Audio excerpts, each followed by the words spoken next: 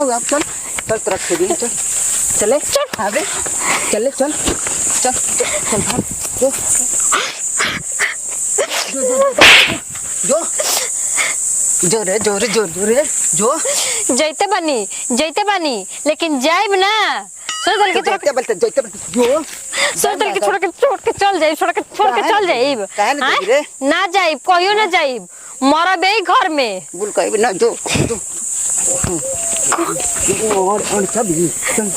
जो ना जाइब तोड़ के छोड़ दे छोड़ गुच्छारा कर छोड़ी दुआरी पे आवत नहीं चल चल चल चल ना जाइब चल पहुंचा दे ना जाइब रे ना जाइब देखो तनी कौन चल आवत डुबुक डुबुक दुआरिया पर चल चल चल चल आइब ना तू हमरा रोक देबे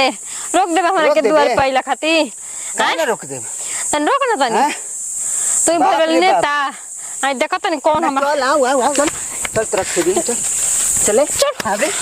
चले चल चल चल भाग जो जो ना जाइब रे ना जाइब काहे ना देबी रे काहे ना देबी तू रुक आवत चली घर वाले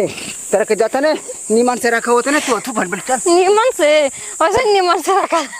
चल चल नीमन से चल ए बुलकावा चिचुआ तली तेरा के प्यार से खाना के पूछे जाता है तो मुंह फुको ले बाड़ी के करे से झगड़ा करते दूर से झगड़ा करते न तब तू हम तोर का हई हैं हम तोर का हई तू मेरा रो हई त आई ना घरे तो तू निमन से ना बोलेली का भइल बारे कुछ नहीं के भइल का खइली हो ना खाई है कोले त ई कुल का बा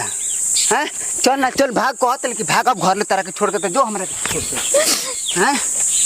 जो छोड़ के ना जाइब ए जे तोर कॉलेज पर किला गाड़ के रहो लेकिन जाइब ना देखो तनी कौन हमरा के लिया के जल खेलता हमरा के तू रखले खबी त चल जेबी जो तू ही कोनो मेहर रखले बड़े जो हम का रखले चल जो कोनो मेहर अंतर हां काम क के साला रखले बड़े ओकरे के ना तबे ने ओकरे गुमान पे कूदतले ओकर नाटक 75 गो बा हमार नाटक 75 गो बा कि तोर नाटक 75 गो रहता हमार नाटक 75 गो बा ना